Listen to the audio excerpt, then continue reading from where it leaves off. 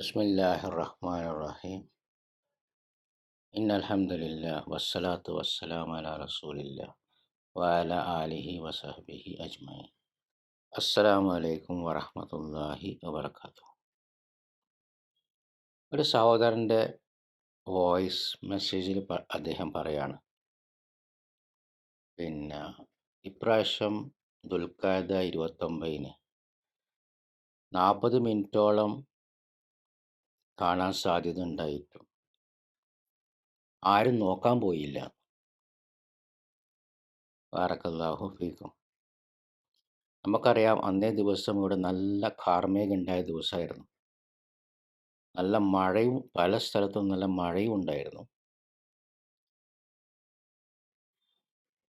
ഇവിടുത്തെ ആളുകളൊക്കെ കാണാൻ പോയതായിട്ടും റിപ്പോർട്ടുകൾ വന്നിട്ടുണ്ട്. അവർ കാണാത്തത് കൊണ്ടാണ് 30 പൂർത്തിയാക്കി ഇവിടെ ദുൽഹജ്ജ് 1 തുടങ്ങിയത്. ബാറക്കല്ലാഹു ഫീക്കും. പിന്നെ അദ്ദേഹം പറയുന്നു, സൗദി അടിസ്ഥാനമാക്കിയിട്ടാണ്, മക്ക അടിസ്ഥാനമാക്കിയിട്ടാണ് ചെയ്യേണ്ടത്. വേറെ നിവൃത്തിയില്ല. പ്രവാചകൻ സല്ലല്ലാഹു അലൈഹി വസല്ലം ഇതെവിടെ പറഞ്ഞു? ഇനി സൗദിയെക്കുറിച്ച് പറഞ്ഞ ഇദ്ദേഹം ഇവിടെ വേറൊരു കാര്യം പറയുന്നുണ്ട്. ഇവിടുത്തെ അധിക കലണ്ടറുകളിലും പിന്നെ 29 ശേഷം 30 പൂർത്തിയാക്കാതെ ദുൽഹജ്ജ് 1 രേഖപ്പെടുത്തിയ എല്ലാ കലണ്ടറുകളിലും. ഞാൻ ചോദിക്കട്ടെ, സൗദിയിൽ ഉമ്മുൽ ഖുറ കലണ്ടറുണ്ട്. ആ കലണ്ടറിൽ രേഖപ്പെടുത്തിയ മാതിരിയാണോ റമദാനും പെരുന്നാളും ഹജ്ജും ഒക്കെ ആവാറ്? അതോ മാസപ്പിറവി കണ്ടതിൻ്റെ അടിസ്ഥാനത്തിലോ അല്ലെങ്കിൽ 30 പൂർത്തിയാക്കിയതിൻ്റെ അടിസ്ഥാനത്തിലോ? ബാറക്കല്ലാഹു ഫീക്കും. അതേ മറുപടി പറയൂല. കാരണം നമ്മൾ സത്യസന്ധമായിട്ട് ചോദ്യങ്ങൾ ചോദിച്ചാൽ മറുപടി പറയാത്തൊരു വ്യക്തിയാണ് ഇദ്ദേഹം. ബാറക്കല്ലാഹു ഫീക്കും. ഇനി എവിടെ പ്രവാചകൻ സല്ലല്ലാഹു അലൈഹി വസല്ലം പറഞ്ഞു മക്ക കേന്ദ്രീകരിച്ചിട്ടാണ്, അവിടെയാണ് ഹജ്ജിൻ്റെ ഒക്കെ കർമ്മങ്ങൾ നടക്കുന്നത്, അതുകൊണ്ട് മക്ക കേന്ദ്രീകരിച്ചിട്ടായിരിക്കണം അറഫ നോമ്പ് എന്ന് എവിടെ പ്രവാചകൻ സല്ലല്ലാഹു അലൈഹി വസല്ലം പറഞ്ഞു? അദ്ദേഹം പറയുന്നു, യോമു അറഫ ദിവസത്തെ നോമ്പ് എന്നാണ് ഹദീസിലുള്ളത്. അപ്പോൾ അറഫ എന്ന് പറഞ്ഞത് സ്ഥലവുമായി ബന്ധപ്പെട്ടതാണ് എന്ന്. അങ്ങനെയാണെങ്കിൽ അദ്ദേഹം മറുപടി പറയൂല, കേൾക്കുന്ന ആൾക്ക് മനസ്സിലാകാൻ വേണ്ടി പറയാണ്. നബി സല്ലല്ലാഹു കാലഘട്ടത്തിൽ, സഹാബാക്കളുടെ കാലഘട്ടത്തിൽ, നീണ്ട താബീങ്ങളുടെ കാലഘട്ടത്തിൽ, താബീങ്ങളുടെ കാലഘട്ടം നീണ്ട വർഷങ്ങളാണ്. അവർ ലോകത്തിൻ്റെ പല ഭാഗത്ത് പോയപ്പം അവർക്ക് എങ്ങനെ അറിഞ്ഞു ഹാജിമാർ എപ്പോഴാണ് അറഫയിൽ നിൽക്കുക എന്ന്? ബാറക്കല്ലാഹു ഫീക്കും. കാരണം അവരെ പിൻപറ്റാനാണല്ലോ നമ്മളോട് അള്ളാഹു ഖുർആനിൽ പറഞ്ഞത്. വസ്സാബിഖൂനൽ അവ്വലീന മിനൽ മുഹാജിരീന വൽ അൻസാർ വല്ലസീന തബിഊഹും ബിഇഹ്സാൻ റളിയല്ലാഹു അൻഹും വറളു അൻഹു അഅദ്ദ ലഹും ജന്നാത്തിൻ തജ്രി മിൻ തഹ്തിഹൽ അൻഹാർ ദാലികൽ ഫൗസുൽ അലീം. സൂറത്ത് തൗബയിലെ 100-ാം വചനം. ആദ്യമായി മുൻകടന്നു വന്ന ആ മുഹാജിറുകളും അൻസാറുകളും പിന്നെ ആരൊക്കെ കൃത്യമായി അവരെ പിൻപറ്റി, അവർക്കാണ് സലഫുകൾ എന്ന് പറയാം, മുൻഗാമികൾ. നബി സല്ലല്ലാഹു അലൈഹി വസല്ലം പറഞ്ഞു, ഖൈറുൻ നാസി ഖർനി സുമ്മല്ലദീന യലൂനഹും സുമ്മല്ലദീന യലൂനഹും. ഏറ്റവും നല്ല സമുദായം ഏറ്റവും നല്ല തലമുറ എൻ്റെ തലമുറയാണ്, പിന്നെ അതിനുശേഷം വന്നവർ, പിന്നെ അതിനുശേഷം വന്നവർ. അഥവാ നബി സല്ലല്ലാഹുവിൻ്റെ തലമുറ സഹാബാക്കൾ റളിയല്ലാഹു അൻഹും, പിന്നെ അതിനുശേഷം താബീങ്ങളും, പിന്നെ താബീങ്ങളും. ഇവർക്ക് എങ്ങനെ അറിഞ്ഞു? ഇവർ ലോകത്തിൻ്റെ പല ഭാഗത്തും പോയതാണല്ലോ. ഇവർക്ക് എങ്ങനെ അറിഞ്ഞു ഹാജിമാർ അറഫയിൽ നിൽക്കുന്ന ദിവസം? അപ്പോൾ സ്വാഭാവികമായിട്ടും അവർ അവരുടെ നാട്ടിൻ്റെ അടിസ്ഥാനത്തിലല്ലേ ദുൽഹജ്ജ് 9 നോമ്പ് നോറ്റിട്ടുണ്ടാകുക, അറഫ നോമ്പ്. അപ്പോൾ എന്താ അറഫ ദിവസത്തെ നോമ്പ് എന്ന് പഠിപ്പിക്കുന്നത്? എന്താ? അത് സ്ഥലവുമായി ബന്ധപ്പെട്ടിട്ടാ? ബാറക്കല്ലാഹു ഫീക്കും. അത് ആ അറഫ ദിവസം എന്ന് പറഞ്ഞാൽ എന്താണത്? പ്രവാചകൻ സല്ലല്ലാഹു അലൈഹി വസല്ലം അറഫയിൽ നിന്ന ദിവസവുമായി ബന്ധപ്പെട്ടിട്ടാണ് അതിനങ്ങനെ പേര് വന്നത്. ബാറക്കല്ലാഹു ഫീക്കും. അതുകൊണ്ട് അത് ഹാജിമാർ ഒരുമിച്ച് കൂടുമ്പം തന്നെ ആവണമെന്നില്ല. ഏതുപോലെ ജുമാക്ക് നമ്മൾ യൗമുൽ ജുമാ എന്നാ പറയാ. വെള്ളിയാഴ്ച എല്ലാവരും ഒരുമിച്ച് കൂടുന്നത് കൊണ്ട് മസ്ജിദിൽ. പക്ഷെ കോവിഡ് കാലത്ത് എല്ലാവരും ഒരുമിച്ച് കൂടിയോ? അപ്പോഴും അതിൻ്റെ പേര് യൗമുൽ ജുമാ അല്ലേ? കാരണം അടിസ്ഥാനപരമായിട്ട് വെള്ളിയാഴ്ചക്കാണ് യൗമുൽ ജുമാ എന്ന് പറയാം. പക്ഷേ കോവിഡ് കാലത്ത് ഒരുമിച്ച് കൂടാത്തപ്പോഴും അതിനെന്താ പറഞ്ഞത്? യൗമുൽ ജുമാ. ബാറക്കല്ലാഹു ഫീക്കും. അതുകൊണ്ട് ഹാജിമാർ ഒരുമിച്ച് കൂടിയാലേ യൗമു അറഫ ആവുന്നു അങ്ങനെയില്ല. ബാറക്കല്ലാഹു ഫീക്കും. അതുകൊണ്ട് അതിന് ഏറ്റവും വലിയ തെളിവാണിത്.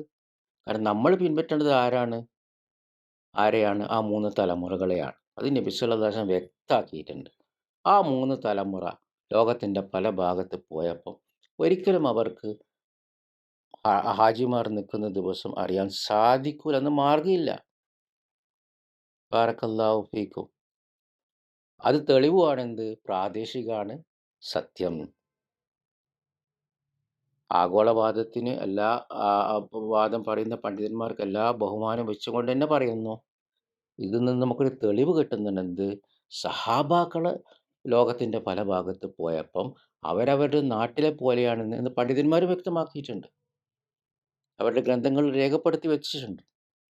ബാറക്കല്ലാഹു ഫീക്കും. അപ്പോൾ എന്താണ്? അതാണ് ഒരു കാര്യം. എന്ത്? അറഫയിൽ ഹാജിമാർ നിൽക്കുന്ന ദിവസമായിട്ട് എന്തില്ല? ഒരു ബന്ധവുമില്ല ഈ നോമ്പിന്. ബാറക്കല്ലാഹു ഫീക്കും. ആരാ മാതൃക? നബി സല്ലല്ലാഹു അലൈഹി സഹാബാക്കൾ. നബി സല്ലല്ലാഹു അലൈഹി അങ്ങനെ പഠിപ്പിച്ചിട്ടില്ല. പഠിപ്പിച്ചിട്ടുണ്ടെങ്കിൽ സഹാബാക്കളും താബീങ്ങളും താബീങ്ങളും നല്ല തലമുറ ലോകത്തിൻ്റെ ഏത് ഭാഗത്ത് പോയാലും ഹാജിമാർ അറഫയിൽ നിൽക്കുന്ന ദിവസം നോമ്പ് നോക്കണം. ബാറക്കല്ലാഹു ഫീക്കും. അങ്ങനെ കണ്ടുപിടിക്കാൻ കഴിഞ്ഞിട്ടും അവർ മക്കയിലെ അറഫ ദിവസം കണ്ടുപിടിക്കാൻ കഴിഞ്ഞിട്ടും നബി സല്ലല്ലാഹു അലൈഹി വസല്ലം പഠിപ്പിച്ചിട്ടില്ല എന്ത്? അറഫ ആ ദിവസമാണ് നോമ്പ് നോക്കേണ്ടത് എന്ന്. അത് വിശദമായിട്ട് നിങ്ങൾക്ക് ഈ വീഡിയോൻ്റെ ഡിസ്ക്രിപ്ഷൻ ചാനലിൽ കാണാൻ പറ്റും. ബാറക്കല്ലാഹു ഫീക്കും. പിന്നെ അദ്ദേഹം പറയുന്നത് സൗദിയിൽ ഇപ്പോൾ ഇപ്രാവശ്യം അങ്ങനെ സംഭവിക്കാൻ പോവുകയാണ് ഇൻഷാ അല്ലാഹ്.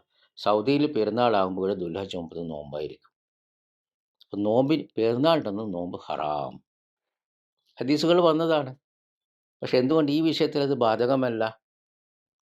കാരണം ഈ വിഷയത്തിൽ സൗദിയിൽ പെരുന്നാൾ ദുൽഹജ്ജ് 10 കേരളത്തിലോ ദുൽഹജ്ജ് 9 അറഫ ദിവസമാണ്. അറഫൻ്റെ നോമ്പാണ്. നോമ്പ് ദിവസമാണ്. അതുകൊണ്ട് ഇവിടെ എന്താണ്?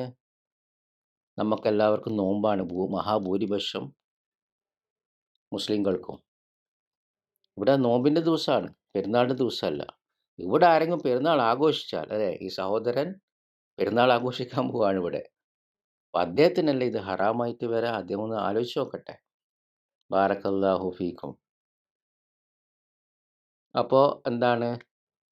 മറ്റൊന്ന് നിങ്ങൾക്ക് ആ വീഡിയോയിൽ തന്നെ നിങ്ങൾ ഈ വീഡിയോൻ്റെ ഡിസ്ക്രിപ്ഷൻ ചാനലിലെ ആ ലിങ്കിൽ തന്നെ ഞാൻ 2 ലിങ്കുകൾ കൊടുക്കുന്നുണ്ട്. രണ്ടും നിങ്ങൾ കേട്ട് നോക്കുക. ഈ വിഷയം ബന്ധപ്പെട്ടതാണ്. എന്താണ്? മക്കയിൽ കണ്ടുപിടിക്കാൻ പറ്റുമായിരുന്നു സഹാബാക്കൾക്ക്. ഏത്? മദീനയിലെ സഹാബാക്കൾക്ക്. പക്ഷെ മദീനയിലെ സഹാബാക്കൾ മക്കയിലെ അറഫ ദിവസമാണ് നോമ്പ് നോറ്റത് എന്ന് പഠിപ്പിച്ചതായിട്ട് തെളിവില്ല. വിശദമായിട്ട് നിങ്ങൾക്ക് ആ വീഡിയോയിൽ കേൾക്കാം. ഞാൻ ഇതിലത് വിശദമായിട്ട് പറയുന്നില്ല. അപ്പോൾ എന്ത് സംഭവിക്കും? ഹാജിമാർ അറഫയിൽ നിൽക്കുന്ന ദിവസം മക്കയിൽ സഹാബാക്കളുടെ കാലത്ത്, താബീങ്ങളുടെ കാലത്ത്, താബീങ്ങളുടെ കാലത്ത് എന്ത് സംഭവിക്കും? മക്കയിൽ പിന്നെ പിറ്റേന്ന് പെരുന്നാളാകുമ്പോൾ മദീനയിൽ നോമ്പായിരിക്കും. അപ്പം എന്താ സഹാബാക്കളൊക്കെ ഹറാമ് ചെയ്തോ? ഔദു ബില്ലാഹ്. മനസ്സിലാവുണ്ടോ? അപ്പോൾ ഇതാണ് അവസ്ഥ. ബാറക്കല്ലാഹു ഫീക്കും. അതുകൊണ്ട് മക്കയിൽ പെരുന്നാളാകുമ്പോൾ അവിടെ ദുൽഹജ്ജ് 10 മറ്റു പ്രദേശങ്ങൾ നോമ്പാണെങ്കിൽ അവിടെ ദുൽഹജ്ജ് 9 അവിടെ നോമ്പിൻ്റെ അന്ന് പെരുന്നാൾ ആഘോഷിക്കുന്നില്ല. ബാറക്കല്ലാഹു. ആരെങ്കിലും ആഘോഷിച്ചാൽ അത് കേരളത്തിലിപ്പം നടക്കാൻ പോവുകയാണ്. ഒരുപാട് കഴിഞ്ഞ വർഷങ്ങളൊക്കെ മുമ്പും ഇങ്ങനെ നടന്നു കഴിഞ്ഞു. മഹാഭൂരിപക്ഷം മുസ്ലിം സമൂഹം കേരളത്തിൽ നോമ്പാകുമ്പോൾ കുറച്ച് പേരതാ പെരുന്നാൾ ആഘോഷിക്കുന്നു. അതല്ലേ ഹറാമ് ഒരു പ്രദേശത്ത് അങ്ങനെ ചെയ്യുമ്പോൾ? ബാറക്കല്ലാഹു ഫീക്കും. പിന്നെ മറ്റൊന്ന്, പിന്നെ അദ്ദേഹം പറയുന്നുണ്ട് എന്ത്, ഭൂരിപക്ഷം പണ്ഡിതന്മാർക്കും അഭിപ്രായം ആഗോളാണെന്ന്. അവിടെ ആഗോളവാദത്തെ വിമർശിക്കുകയല്ല കേട്ടോ, അതും ഒരു ഇജ്തിഹാദിയായ വിഷയമാണ്. അപ്പോൾ അദ്ദേഹം പറയുന്നത് ഭൂരിപക്ഷം പണ്ഡിതന്മാരും ആഗോളവാദം ശരിയെന്ന്. ഭൂരിപക്ഷം പ്രമാണാണോ? അങ്ങനെ ആരാ പഠിപ്പിച്ച് ഭൂരിപക്ഷം പ്രമാണാണെന്ന്? ബാറക്കല്ലാഹു ഫീക്കും. എത്രയോ ന്യൂനപക്ഷ അഭിപ്രായങ്ങളല്ലേ പ്രമാണമായിട്ടും വന്നിട്ടുള്ളത്? ഭൂരിപക്ഷ അഭിപ്രായങ്ങളും പ്രമാണങ്ങളായിട്ട് വന്നിട്ടുണ്ട്. പക്ഷെ ഭൂരിപക്ഷം ആയതുകൊണ്ട് അത് പ്രമാണമാവോ? ഇല്ലല്ലോ. ബാറക്കല്ലാഹു ഫീക്കും. പിന്നെ ഈ പറഞ്ഞ പണ്ഡിതന്മാർ, ആഗോളവാദം പറഞ്ഞ പണ്ഡിതന്മാർ, പൂർവികർ, അവരും ഏത് പ്രദേശത്തായിരുന്നു? അവർക്കും ആ ആഗോളവാദം പറഞ്ഞ പണ്ഡിതന്മാർക്കും ഒരിക്കലും ഹാജിമാർ അറഫയിൽ നിൽക്കുന്ന ദിവസം എപ്പാന്ന് അറിയാൻ സാധ്യമല്ല. അപ്പോൾ അവരെപ്പോഴാണ് നോമ്പ് നോറ്റേ? അവരുടെ പ്രദേശത്ത് ദുൽഹജ്ജ് 9 ആയപ്പോൾ. ബാറക്കല്ലാഹു ഫീക്കും. അദ്ദേഹം ഈ വോയിസ് അവസാനിപ്പിക്കുന്നത് പിന്നെ പണ്ഡിതന്മാരെ ചോദിക്കണം, പണ്ഡിതന്മാരുടെ അഭിപ്രായം സ്വീകരിക്കണം എന്നാണ്. എന്നാൽ പണ്ഡിതന്മാർ മാസപ്പുരയുടെ വിഷയത്തിൽ തർക്കമില്ലാതെ പറഞ്ഞ വിഷയം എന്താ? ഒരു പ്രദേശത്ത് മഹാഭൂരിപക്ഷം പ്രാദേശികമാണെങ്കിൽ അവിടെ ഭിന്നിപ്പുണ്ടാക്കരുത്, അവിടെ എല്ലാവരും പ്രാദേശികമായിരിക്കണം. ഇനി ഒരു പ്രദേശത്ത് മഹാഭൂരിപക്ഷം ആഗോളവാദക്കാരാണെങ്കിൽ അവിടെ എല്ലാവരും ആഗോളവാദമായിരിക്കണം. പ്രാദേശികവാദമാണ് ശരിയെന്ന് പറയുന്നവരുണ്ടെങ്കിൽ അവർ അവിടെ പ്രാദേശികമായിട്ട് നോമ്പോ പെരുന്നാളോ അനുഷ്ഠിക്കാൻ പാടില്ല. ഇങ്ങനെയാണ് ഐക്യം എന്നാണ് പണ്ഡിതന്മാർ പറഞ്ഞത്. ബാറക്കല്ലാഹു ഫീക്കും. പിന്നെ അദ്ദേഹം പറയുന്നുണ്ട്, അറഫ ദിവസത്തെ നോമ്പിന് പാപങ്ങൾ പൊറുക്കുമെന്ന് പറയുന്നുണ്ടല്ലോ. അപ്പോൾ മക്കയായി ബന്ധപ്പെടുത്തി ആ നോമ്പ് നോറ്റാലേ പാപങ്ങൾ പൊറുക്കും. അപ്പോൾ സഹാബാക്കളോ താബീങ്ങളോ താബീങ്ങളോ നബി സല്ലല്ലാഹു അലൈഹി വസല്ലം ഏറ്റവും നല്ല തലമുറ എന്ന് പറഞ്ഞ് ഖുർആനിൽ അള്ളാഹു പിൻപറ്റാൻ പറഞ്ഞ് സ്വർഗം വാഗ്ദാനം ചെയ്തവർ, ബാറക്കല്ലാഹു ഫീക്കും, അവർ ഈ ലോകത്തിൻ്റെ പല ഭാഗത്തേക്ക് പോയപ്പം അവർ അറഫ ദിവസം ഹാജിമാർ നിൽക്കുന്ന ദിവസമല്ലല്ലോ നോമ്പ് നോക്കുന്നത്. അപ്പോൾ അവരതൊന്നും പാപങ്ങൾ പുറത്തില്ലേ? ബാറക്കല്ലാഹു ഫീക്കും. അപ്പോൾ ഇദ്ദേഹം ഈ വോയിസിൽ പറഞ്ഞതൊക്കെ അബദ്ധങ്ങളാണ്. ബാറക്കല്ലാഹു ഫീക്കും. ഒരു തെളിവില്ലാത്ത സംഗതികളാണ്. ബാറക്കല്ലാഹു ഫീക്കും. പിന്നെ അവിടെ നിർത്താണ്. സുബ്ഹാനക്കല്ലാഹുമ്മ വബിഹംദിക അഷ്ഹദു അൻ ലാ ഇലാഹ ഇല്ലാ അൻത അസ്തഗ്ഫിറുക വഅതൂബു ഇലൈക്. അസ്സലാമു അലൈക്കും വറഹ്മത്തുള്ളാഹി വബറകാതുഹു.